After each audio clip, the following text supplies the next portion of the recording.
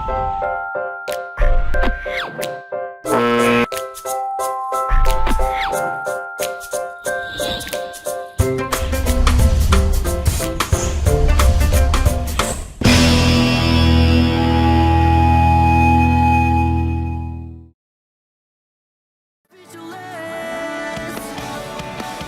listening to Modern Male Radio with Jerod Zavistoski, right here on LA Talk Radio.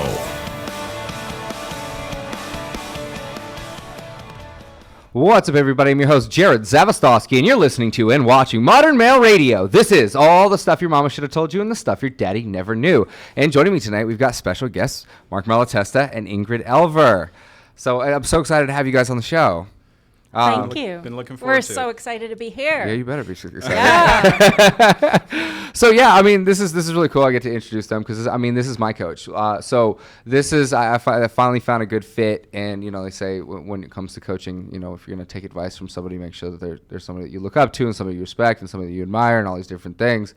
So I've had the privilege of actually sitting down and talking with Mark and Ingrid about my brand and what I'm doing, and they've given me some incredible insight.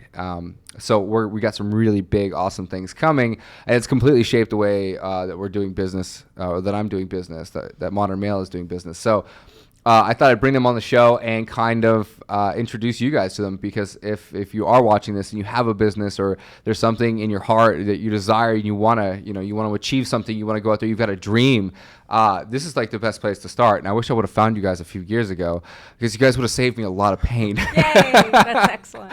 A lot of pain and a lot of trouble. So why don't you kind of briefly, we'll start with Mark, and then we'll go to Ingrid. Why don't you guys kind of briefly explain what it is that you do, specifically your skill set, your professional expertise? Sure. And first, just thank you for that. Had no idea that you'd kind of go there with everything. I didn't know but I love that, and it's great to hear that and see how you're changing and how everything's developing. So it's great we can talk about that. So can you hear okay? Yeah. Okay. I mean, always enunciate. So always talk a little louder, because I'm loud as fuck. So if I'm loud and you're quiet, it's bad. Everybody's going to be like, I can't hear him. Jerod, shut the fuck up. I can't hear him. Okay, so long story short, a couple things. Mainly what I do, my background is publishing and marketing. I've done that all my life. Worked as a literary agent, helping authors get publishers like Random House, things like that. And then working for a publisher, Blue Mountain Arts, who they're actually the company, few people know this, that invented e-greetings or e-cards. Mm-hmm. And BlueMountain.com, they sold that for close to $1 billion. So that was kind of a fun thing. And then from there, I also write, but everything words and marketing, that's what's fun for me. Mm-hmm. And so together, Ingrid and I work together as well and cross over, but she can explain that. So. Okay. And Ingrid? Cool. Well, I'm a celebrity consultant, and I work with celebrities, high-profile entrepreneurs, and brands. And I love creating really iconic brands that makes a positive impact in the world. So no cynicism, nothing boring, nothing that feels like you've already seen it before. Yeah. But something genuine and powerful, and yet have a twist. So what would be like your ideal client? Because I think when people say celebrity, it's such a blanket thing. And this day and age, you say celebrity and you could think like what, actor, a model or what. So how do you brand people? How do you define celebrity, and like how do you push that out there? I always say personal brands, because personal brand is something, if you're the brand and you're the business, then that is a personal brand. So you can be a celebrity like an actor and have a brand, right? Mm-hmm. You can be like you are, a radio host who has a brand and a book, right? Mm-hmm. That's a personal brand. So it's really about who you are and you selling what you do or putting your personality in front of that. So you work mostly with entertainers that also, or entertainers or speakers, or somebody who has kind of a core. I always something? like people with a business too, because I love brand and business, and then I love people who wants to grow personally as well inside of themselves and really rock it and be amazing. So. Yeah. So like for our listeners out there, like let's try and get this as specific as possible for them, because I can picture in my head right now some of my friends that might actually benefit from a service like this, but would be sitting there thinking, well, that doesn't apply to me, or because they wouldn't know how to pivot or spin themselves into a celebrity. So like, let's go through a few examples. Like, you would work with a guy, let's say a dentist, who wanted to start teaching dentistry, but like, I mean, he wanted to start speaking on it and coaching on it, or if he wanted to create a book. Right now, I mean, for who I work with is more the ones who already made it. That makes sense. So that's more my demographic. Okay. But I have worked with people, helping them spin who they are, right? I work with she's a loan officer in Denver and is now like rocking a gala and joining all these people and just keep doubling her income and everything she's doing, and really, really establishing a very credible, powerful celebrity brand in her industry. Okay, so you do help people go from regular to... If it's the right fit. But because I'm here, I live in Beverly Hills, I'm sort of being more exclusive now, right? But I enjoy helping people with true talent that got something special, that wants to get their message out. And money sometimes is a good thing, and other times it's just about getting comfortable with being a brand and who you are, and that you can't have a conflict inside about who you are. And being a celebrity, right? Being a celebrity, you can really get messed up, right? You can think all these things and feel like you're one person on when you're out, and then you're a different person on when you're personal. And that totally took me by surprise, because I kind of branded myself with the brand, and there were a few nights in the beginning of this where I, or not the beginning of this, but I'd say about a year and a half in, I was like, kind of building everything out. And it was like, it couldn't separate me from the brand. So I'd be out and I would be drunk or something, and I would get so frustrated because like I'd even like ingrained. You were becoming the persona. Huh? Yeah. Ooh, and I like that. I felt like, well, tell me, what were you feeling? I want to hear. I felt kind of empty, kind of angry. You see, that's the cynical, passive aggressive, the thing where you're disconnected from your brand. When you're really being you're actually all of you all the time, and you feel kind of balanced and good, and you can rock it. You can have swagger. You can be all of it. Well, what I realized was but you have to get real, right? In my drunken retardation, you absolutely, the brand has to be you inside and out. Like, if you're gonna brand yourself, it has to be there has to be an allowance, so to speak, for your personality to kind of be here and be there. And I realized, like, I actually went back and read my book, and I was like, oh wow, I kind of am the brand. You write something and you put it down, and you get so caught up in what you're doing with life, and kind of these ideologies, and the people that you surround yourself start to have an effect on you. So their lack of an understanding of what the brand is kind of perpetuated this false sense of branding that I started to live up to, or try to live up to, or try to be. And it's like, Modern Male was never meant to be, a gentleman's magazine, suit, tie, proper etiquette kind of a thing. It was supposed to be that, plus the ability to rip your suit off and, go balls out with whatever it is you're doing. It was always meant to be kind of a bipolar brand. Well, no wonder you're bipolar then when you start drinking. Yeah. Right? I'm bipolar normally.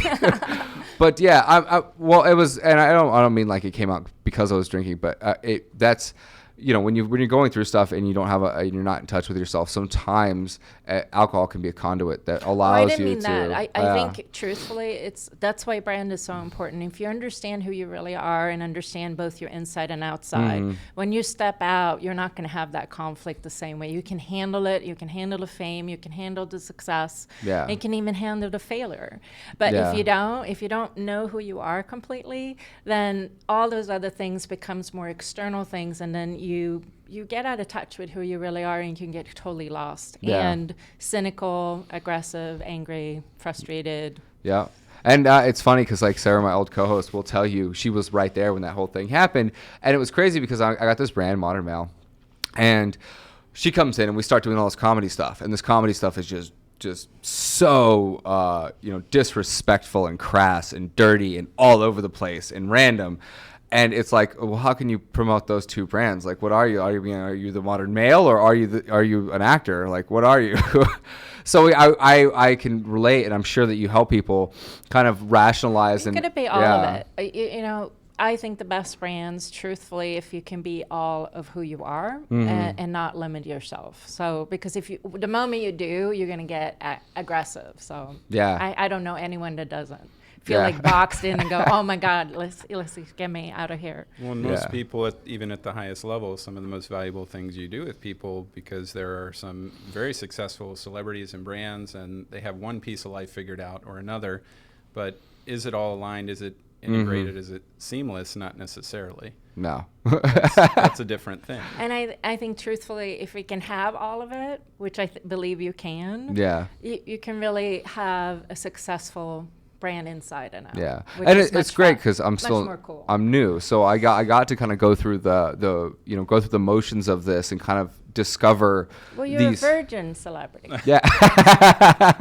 So you had to have a moment. Yeah, right? yeah. But it was a great learning experience, and for the future, it was like, okay, so you're not the modern male. You're Jerod Zavistoski, motivational speaker, entertainer, host that created this brand, Modern Male, and has other brands that you're creating. Like Modern Female, I'm not going to start walking around in stilettos, guys. I'm sorry. You're really not? I want to see that. I can be fantastic and fabulous. But you're making a really powerful point, which is we got to be really careful what we put out or what we say we are, because if it's not really congruent with who you are or really true to who you are, then you're really messed up, right? Yeah. And you can get so frustrated. It was beyond frustrating. It was like mind altering. It was really a very, very hard time for me. I did a good job of hiding it. Nobody really saw it. But Sarah, my co-host, was kind of she was definitely part of that. She kind of instigated it, lit the fire, so to speak. But it was great though, because it was something else that I really wanted to do, and I'd never been so inspired to do something besides this brand that was completely in. It was almost like that the new brand was my answer to the frustration I'd had trying to build this brand. Or I just counteracted it and went completely the opposite. I was like, well, hopefully fuck this Modern Male shit. But yeah, so that's great that you kind of, I mean, it's great that you understand all this stuff and that you're helping people, because these are real issues I would never have thought of. It's huge, yeah. Yeah. How we feel, how we walk, how we talk, absolutely. Are there any other things that what should I expect in the future? Now that I got you here, what are the other things that can affect people, or things that people wouldn't see coming when it comes to being a celebrity or that growth process? I think it's understanding how to constantly get to the next top and get to the next level and really unfolding, right? Because that's the part that you might have your 15 minutes or you get to a certain point where you have amazing success, but a lot of people can't take it past that. They're the one hit wonder, or they're really successful in one genre, and you see that a lot in the actors or authors or even speakers or entrepreneurs. One hit wonders are different things, but if you can completely continue to branch out and be more you, then that's really fun, and then you feel more successful on the inside as well as the outside. Oh God, it's way more fun. Yeah. No, because it's not just about the external, because it can be kind of boring, Yeah. It's great. So Mark, what do you think about all this? I mean, well, I'll share the personal side. I mean, I've known Ingrid, and we've been married for. That's right. We are going to get to that. Yeah, I want to talk about 14 being years in a work now, love relationship. One of the best things that Ingrid does, and you get it talking with her, you get it from spending time with her, whether you want it or She's not. got fierce eyes. You're gonna get it, and that is she's fierce gaze. She's gonna see you, and she's gonna constantly challenge you directly or indirectly to kind of keep rising and stretching and growing. And there's this part of all of us as human beings, except for Ingrid, that kind of wants to arrive at this certain place and relax and enjoy it. Yeah, and, you're safe, and just enjoy that. And you really, what I'm learning, constantly relearning, we all need to, except Ingrid, is to, well, she does it too. I'm but feeling really bad when you're saying that. No, I think this is going to a good place. I'm teasing. I know you do this too, but you're just quiet about it. It's your process, but it's learning to enjoy making yourself uncomfortable, learning to crave and look forward to that next thing that totally throws you off your game, that scares the hell out of you, because that's what it is. And if you can get to that place, then you've conquered it. You're going to keep evolving. You're going to keep growing. It doesn't matter what the new challenge is, and there's no way you're going to plateau or slide backwards once you're in that space. But if you're looking to win the lottery, so to speak,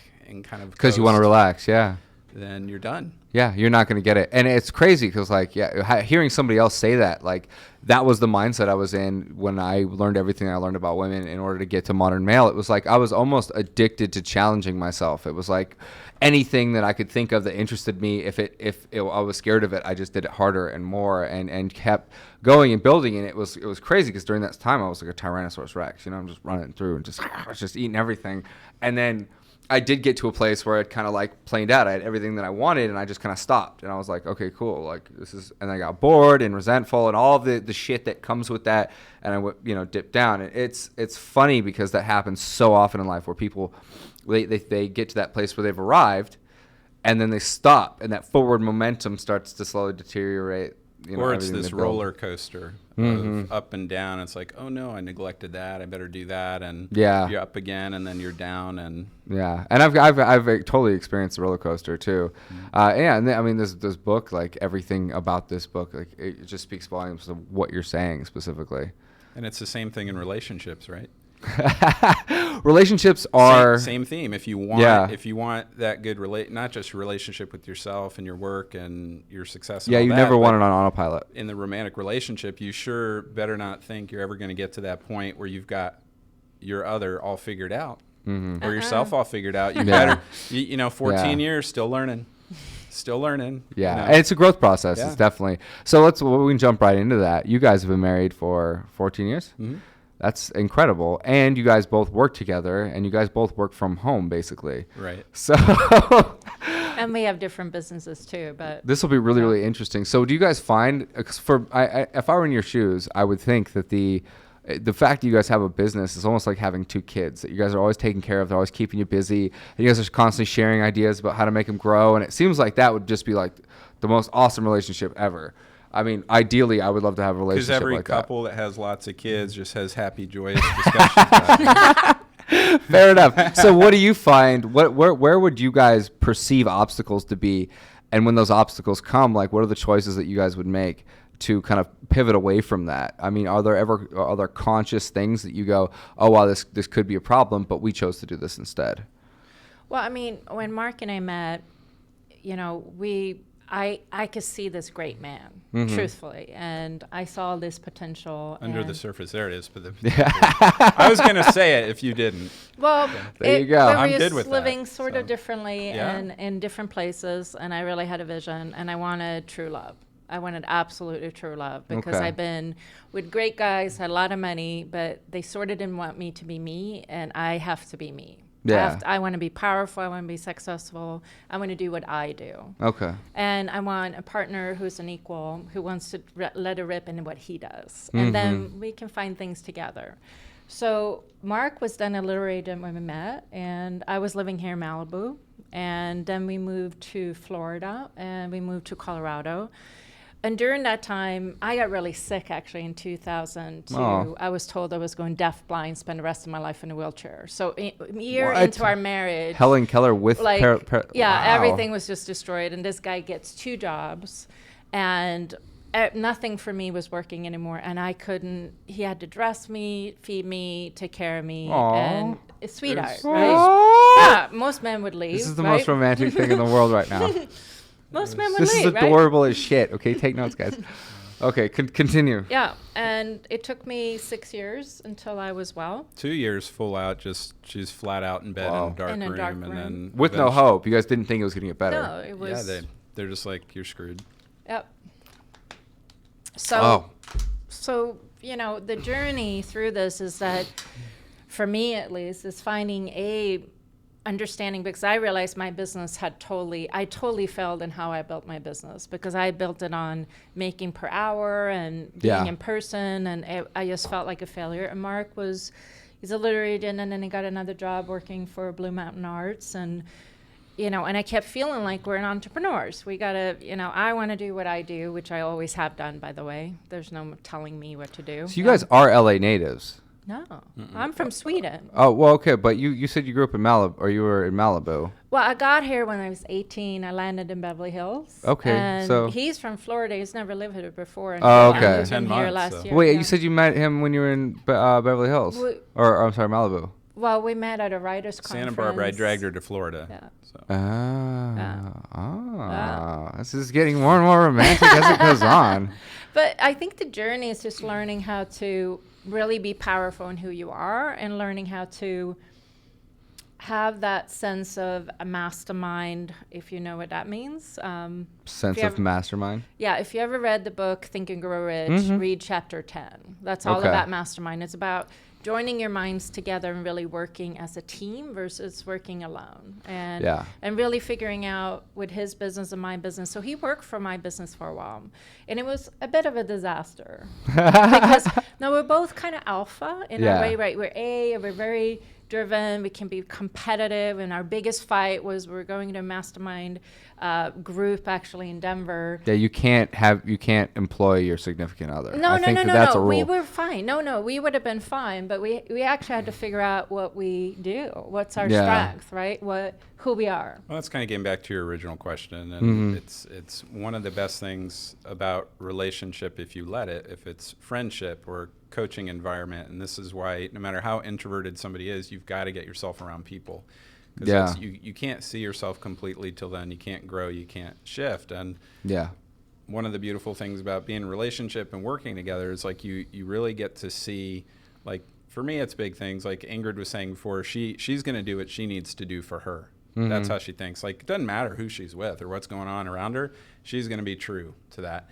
And I didn't, I'd get mad about that, early on. Like, well, you can't do that. We have to do this. And, this is going on. And it's like, so I'd be mad and I'd judge her. But over time, right, if I look at, well, I must have fallen in love with her for a reason, right? So, I hope. So that thing was a gift to me at some point. And maybe I just need to put it back on myself and say, well, hey, maybe I can have permission to do what I need to do for me. Yeah. Like, when people talk about being self-centered, I often go, okay, well, it's in the definition, self-centered.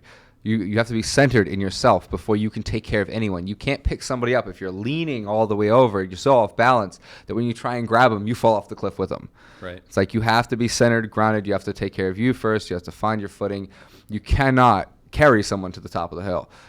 So it's like when people, I get that because I spent most of my early adult life helping people to the point of where it just broke me again and again and again. And I had that very broke mindset, like I don't need money and I'll do whatever. And I was really, really big on doing favors for people. People love me. Right. I had social currency like a motherfucker. I mean, everybody was like, yeah, Jared's awesome.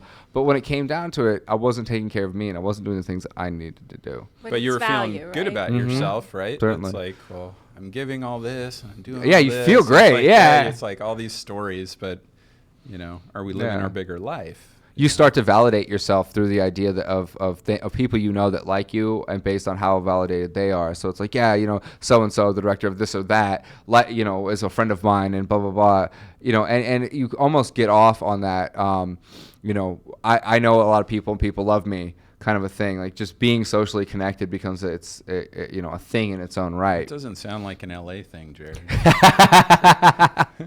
No, it is such an LA thing. You see that a lot here. Everyone running around trying to be a people pleaser. I really don't care. Yeah, no, it's a very, very common thing. But I mean, I think that there are two different kinds. So there are people that are running around and they're not trying to be people pleasers. They're trying to use other people. They think that knowing people is going to get them somewhere. And then there are people who actually will do you a solid, and they're not there for anything. And that's why people liked me, was because I was always kind of in the mix. But I would be that guy that party with you all night and then came over and helped you move in the morning if you needed me to. Like I did real things for real people. But yeah, and it comes with a false sense of what success is. So I was completely I was completely content where I was. I didn't want anything from anyone. I just wanted to connect with people. So if you had some really good stuff to say, like a conversation was all I wanted from you. But within LA, there's so many people that go, they're so kind of manipulative and they're always trying to work an angle or cut an angle and meet bigger, better people because they have a twisted idea of what success is, that success comes from somebody else, that it comes outside of you. It comes from outside of you. That if I meet this person, somehow it's going to better or further my life. And it's not true. It's like you need to do that. You need to have something worth selling or have developed something. So, and it's a huge problem out here in LA. You see that kind of same theme in relationship too. People looking for that thing that's not going to fill that void in someone else that way. Certainly. I mean, we'll get back to that. Less of that. But I think when like Kim Kardashian and who is it, Paris Hilton, right? They're famous, right? But they're famous for nothing. That the reason why they're so famous, the reason why they got so much, they did the socialite thing. But the reason why so many people know who they are and they love them is because they gave an impression to the entire world, to every girl out there watching them, that I could do this. Because they don't have talents, they don't have skill sets, they don't do anything. Well, Ingrid's going to disagree with you on totally that. Disagree. But, They're probably one of we the do most see where you're brilliant coming from. entrepreneurs you've ever met.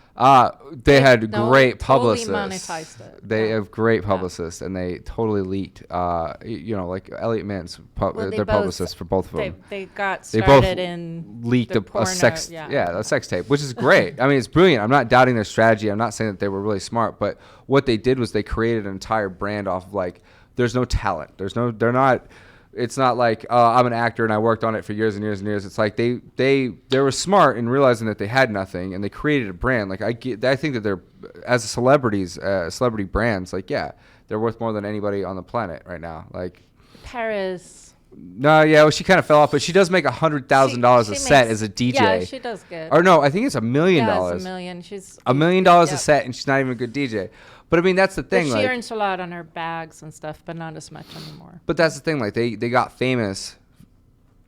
It's not like you're looking at Kevin Hart going, "Fuck, that guy's funny. I think I could be funny someday. Let me work on being funny." And then you model that. I think you're modeling somebody that literally had nothing in their head, and you're going, "Oh wow, they were rich and they could afford to hire the right people at the time." So I mean, no, they didn't come up with the sex tape idea. Elliot Mintz came up with the sex tape idea. It's just that they're the new type of celebrity, which is more the social media celebrity. Mm-hmm. So they're a new category that hasn't been there before the same way. Yeah. And I'll tell you what, I mean, certainly. It takes skill to kind of, however you look at it, to kind of have a frequency, and Ingrid can talk more about this, but have a frequency and energy. It's not that easy to get people to care and watch you or and watch pay attention that long. I could see that. Yeah.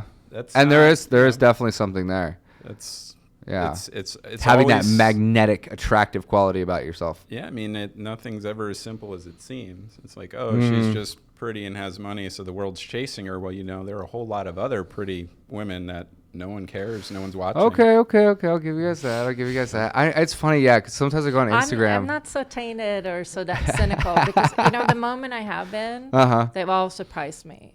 Yeah. And so even the ones that I had totally prejudged as celebrities, and when I started working with them, they totally show me how hard they worked, how ethical they were, how powerful they were, whether they had controversial brands that were totally. I guess my question would be, did they learn that along the way, or were they like that before? So that would be my real question. That's a hard question. Yeah. Isn't it? Because I mean, I think certain parts, the more fame you have and the more opportunities you get, you learn how to work hard. So yeah, certainly. I mean, and I don't know. I never judge people because they're you're rich, you had an easier start or whatever. Like I don't look down on that. I don't even look down on Kim Kardashian. But it kind of sounds like it.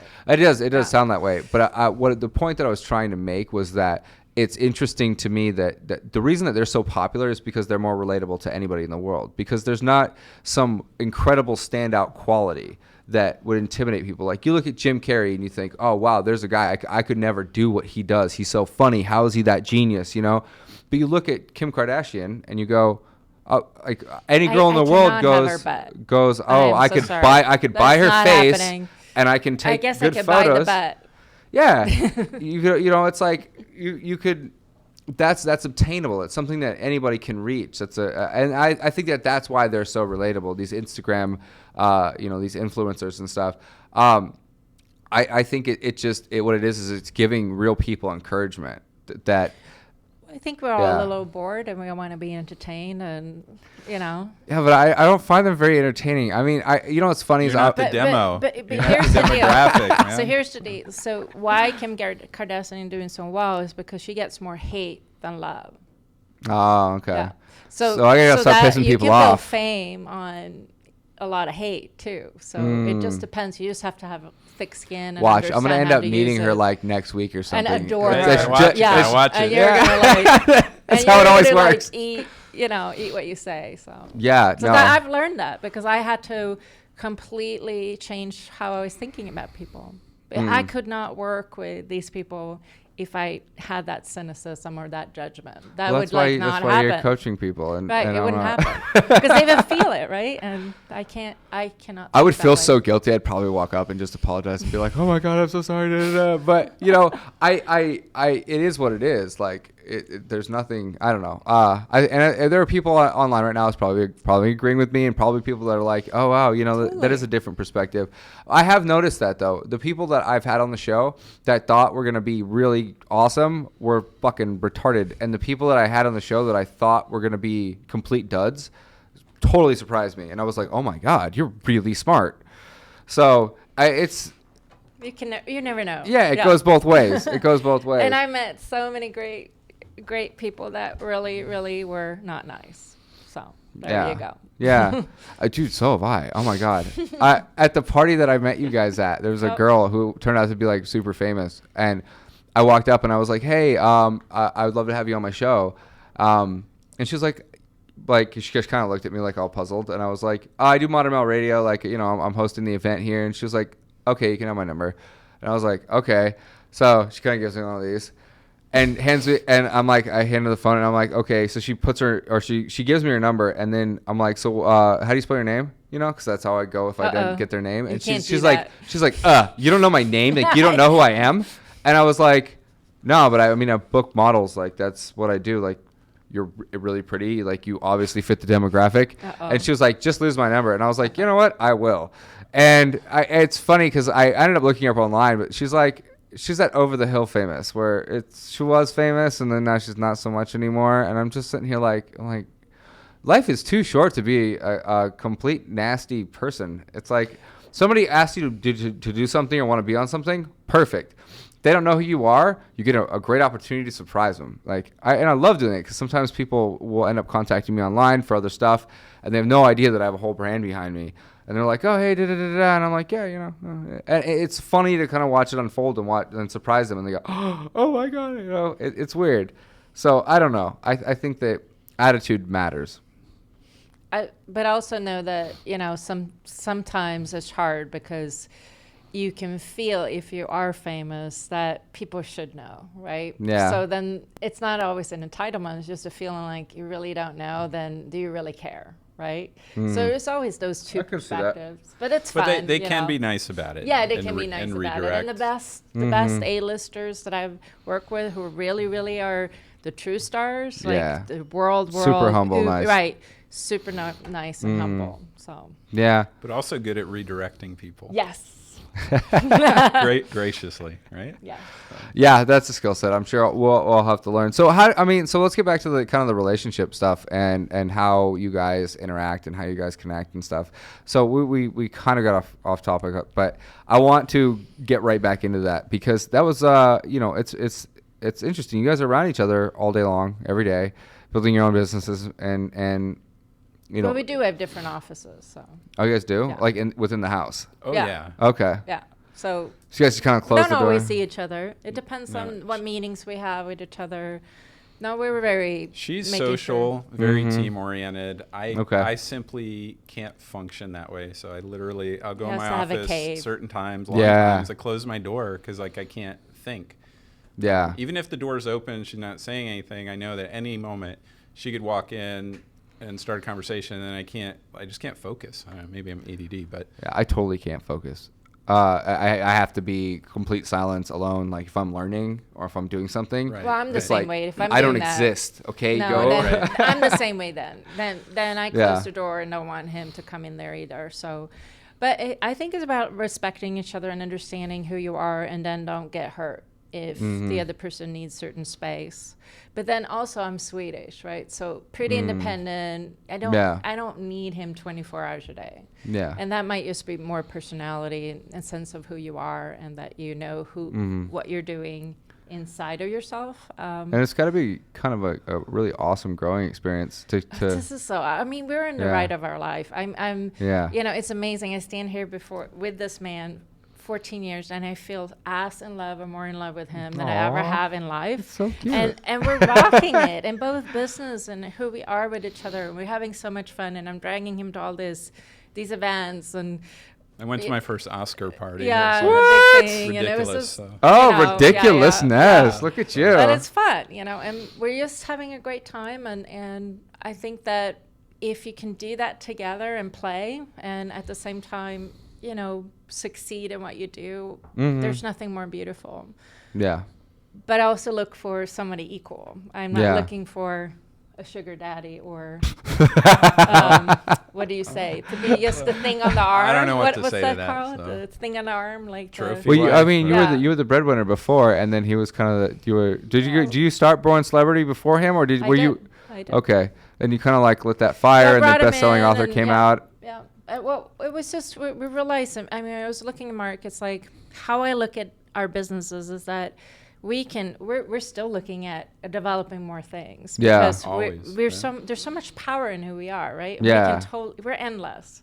So him developing your brand, that was pretty incredible, and he has a target market that's so unique. And you guys got to go to thebestsellingauthor.com. It's actually up on his. Okay, cool. Look at the Yeah, plugs. go to that and check mark. Shameless plug. If you wanna get published and really get a publisher in New York and want to get in literary, and that's Marcus. That niche is so awesome to dominate. Yeah. Yeah. The small amount of advice. I mean, just a few tips and tricks that just knowing you guys have kind of been gracious enough to give me completely changed my perspective and my business entirely. And I can't wait to go through that. I have a lot of things on my plate right now, but at some point I really want to go through the coaching program. I'll be certainly in the future.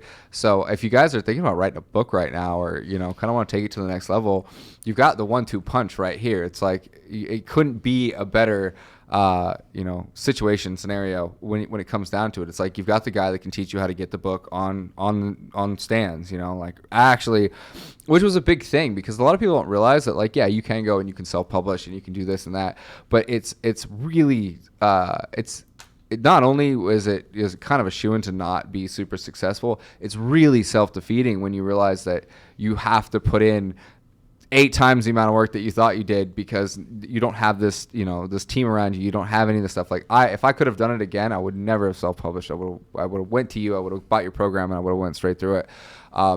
Because I wasted, or maybe not wasted, I learned a lot, but I wasted 2 years of my life when I could have spent a few months really, really trying to find an agent. And, back to square one, it's like even after having a book, an Amazon bestseller or whatever, I'm still going back to you going, okay, I'm not doing that again. It was just too much work. And then to actually have the ability to go, okay, you got the author part of that down, and then come over to Born Celebrity and teach somebody how to be in the media, help them, gain the publicity that they need. It's like if I could have done this all over when I was like 26, I would have, done it. I would have written out my manuscript. I would have saved up a bunch of money, and I just would have paid you guys, because the learning experience for me, I'm hard-headed, so I kind of needed that. At the end of the day, I get to stand up on stage and be like, I tried everything, and this is what worked. But it's just there's so much to be said for good coaches, and that's kind of why I wanted to have you guys on, because I do know people, I do have subscribers, I do know people that are looking for a good coach, and I think that the vetting process of finding people that are good at what they do, that are really professional, that are respectable, that are honorable, that are practicing what they preach and are good at what they do, because there are a lot of coaches out there teaching people to be coaches, and it's a self-perpetuating cycle of crap. And they're just all fake it. Just go on Facebook and make a group and do this and do that. And you see these guys out there I've been to some of these seminars, and they're teaching these guys, just create 5 tips, and then we're going to put it in a book, and then we're going to, and they're expanding on literally 5 things that you would find in an Elite Daily article, and they're going to create an entire career out of that. So they're just selling snake oil all day long. So when you find somebody that's so awesome, somebody like you guys, that has that it factor, and it's crazy because I didn't know you guys. I was out in Denver. You guys were out in Denver, and I was kind of playing with your site, and I was looking, and I was like, oh, this is cool. Called into our radio show. I did to kind of welcome you guys to LA.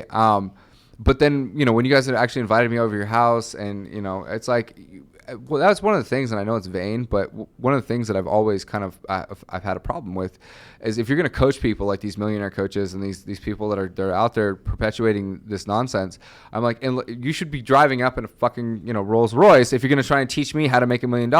I want to see your house. Like, what are you doing? Don't try and teach me how to be something that you've never been or don't know how to be. And I can confidently say that their house is baller as crap. And you know, it's baller. Very, very nice house. Well, I love having fun. And you guys have excellent taste too, which is a biggie for me, man. You walk in these people's houses, like, you spend so much money, but you can't decorate for crap. And you guys you guys decorated so well. We love living gorgeously. Yeah, you guys do live gorgeously.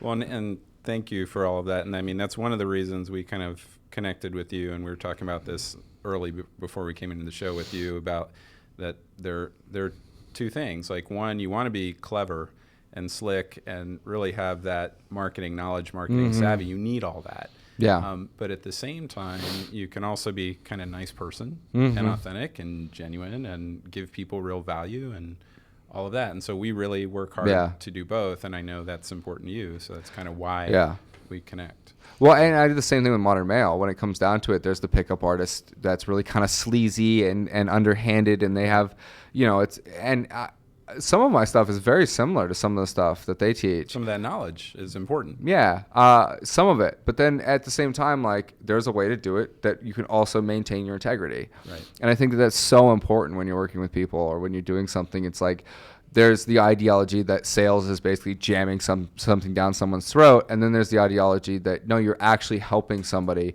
You just you don't have the time, so people have to pay for the time in order to get. Absolutely. Yeah. Right.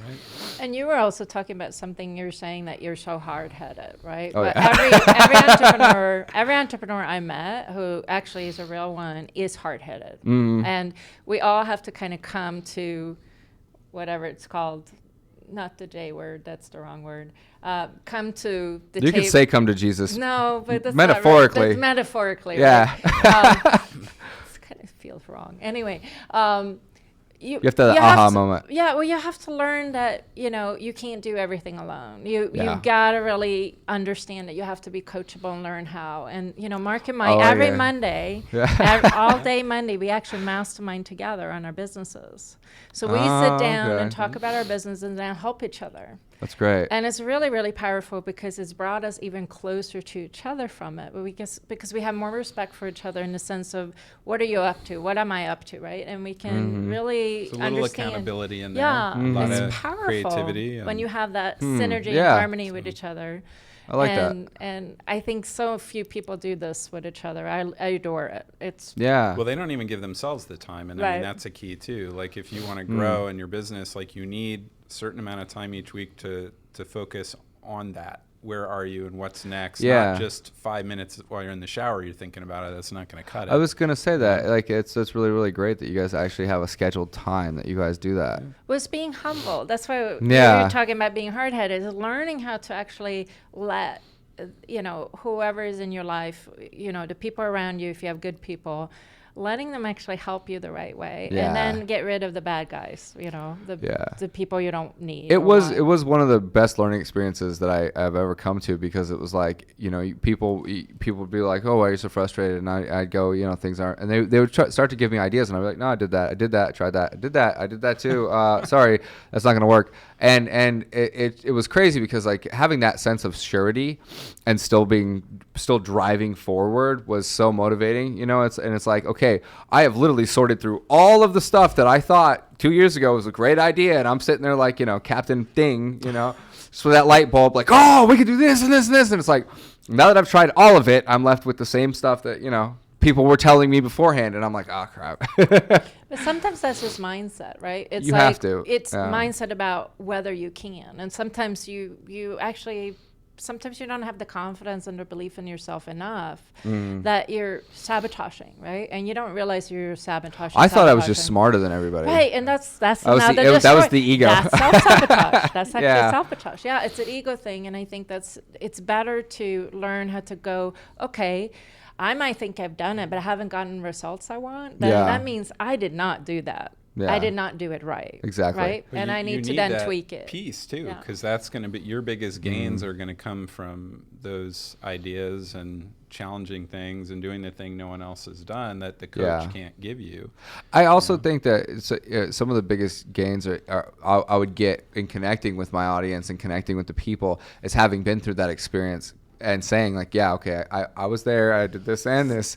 I learned my lesson, so to speak. So yeah, for me, I think that's one of the biggest things is I needed to get up and I have to explore an entire room. Even when I was like younger and I used to play video games, like my friends would be like, running into the thing and hacking up the orcs. And I'd be like, no, I got to go explore this room. Hold on. I got to completely sweep the area and make sure that everything is like, okay, I did that. On to the next one. But I'm like way too thorough.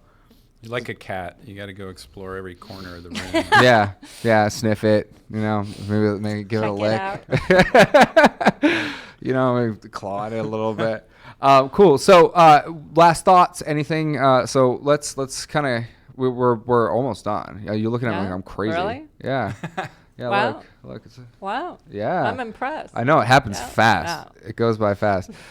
So final thoughts. Where can people find you, and what are you guys working on in the future? So you can go to borncelebrity.com to find out more about what I do. And for me, I just keep loving impacting brands and people and really helping them be as real and as powerful and true to who they are, and really go as big as possible and rock it, because there's no stopping us if we can just leap and keep going for it. So that's what I'm keep doing in my own self, in my life, and with the people I work with. So I adore being here. It's fun being here in Beverly Hills and back here in LA, because I keep having the non-cynical part. And I think that really helps. Yeah. You're making me feel like I'm over here like, man, I got to stop judging people. But it taught me that. And that's because I used to be all the same. And I just realized that in order to really help or make people really shine or be who they are, we can't actually preconceive somebody or expect somebody going, okay, just because they look like that, they can't be that, which is not real. But to me, life is really, I'm having a time of my life, and I mean that from my heart. That's awesome. And just having a blast and going bigger and playing and feeling things and working with the clients I want to work with and going for it. So that's awesome. What I'm doing. Ditto. Yeah. You can't just say ditto, Mark. No, you got to get in here. I'm just messing with you. No, we're doing a lot of things online, and this is going to be a big growth year in the sense of I've hit the ceiling. I've pimped out all my search engine optimization. I have way more traffic that I can handle now. So I literally have to hire people and get help and take it. And we have some of that, but we have some people helping out right now. But it's to kind of get to the next level. What? That's what I'm trying to figure out. What did she say? I have no idea what she's talking about. But to get to the next level, otherwise you're on that treadmill. And again, it's time to get uncomfortable and go, oh no, I've got to put feelers out to bring people in, and some of that could be awful, and you bring someone in, and it's not right, and it's awkward, and you got, move on to the next person. But the only way to get there is to face that stuff.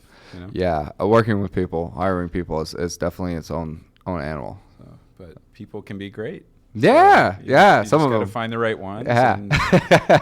I like you. I don't like you. I like you, but okay, keep you. So where can people find you? It's thebestsellingauthor.com, and anybody who's interested in getting a book. People get mad at me, but I say publishing the real way.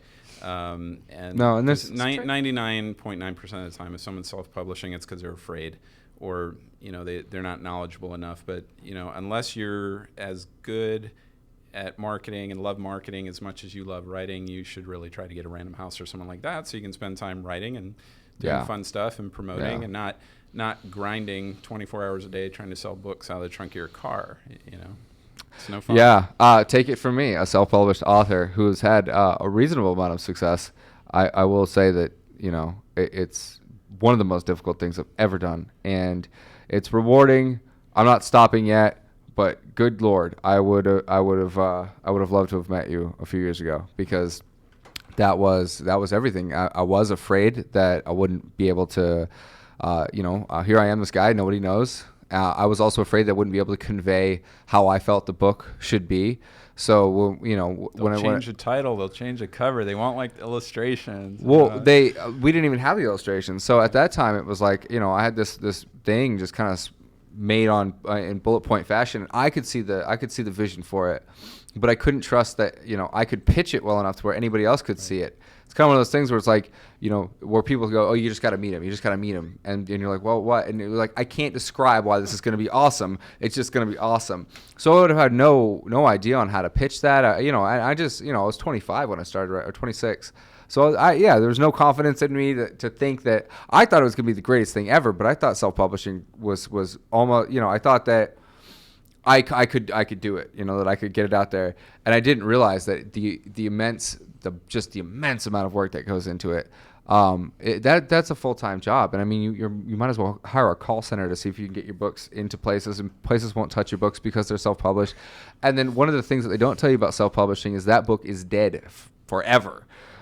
You'll never get a publisher to actually take that book. I mean, you can. I get secrets, but yeah, okay. So he's got some secrets there. It's not but easy though. It's one of the things when I actually started to kind of mail things out, where they're like, oh, first question any agent asked me was, how many books did you sell, or what did you do, and they started kind of dicking you around. So if there are ways around that, I would definitely like to. I'd like to hear those ways. We're gonna. We'll talk. You're still young enough. You got time.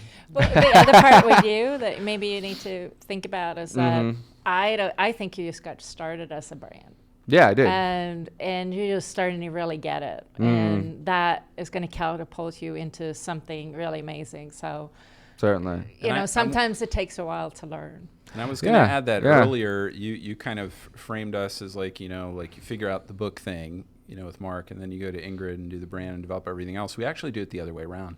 And we talked to a woman who used to live here. She's now in Mexico, and she was kind of met her at an event, and she's interested in both of us and what we do. We got on the phone, and I ended up like steering her towards Ingrid because you figure yourself out first. Start there. Yeah, that's good. Right? Yeah, and of course. Then everything. That makes more sense. The book is just one other thing, like a radio show or 500 other things, and it starts figuring yourself out, what you do best, what you enjoy the most. Your positioning. Because you figure that out, it's going to all work, and then everything else is dressing. Yeah, no, I completely agree with that. And one of the things I wanted to add about you that you never add, and I don't know why you don't add this, but you're a New York Times best-selling author yourself, right? No. I've helped people. You've helped people become New York Times best-selling authors. I haven't done that myself yet, but that's because I'm too busy with. That's because you went into coaching instead of just publishing the book, which I'm sure will come someday. But it will. There will be a Mark Malatesta's guide on bookshelves here shortly. But yeah, that's crazy. So you actually have coached and turned out a New York Times bestseller, several. Yeah, and that's the fun. So. Like I said, you bring credible people on, you get credible results. Well, cool guys. We got like 2 minutes. So borncelebrity.com, bestsellingauthor.com. thebestsellingauthor.com. All right, guys. Well, thanks for coming on. And that's it for tonight, folks. Thanks for tuning in to Modern Male Radio. You're listening to Modern Male Radio with Jerod Zavistoski, right here on LA Talk Radio.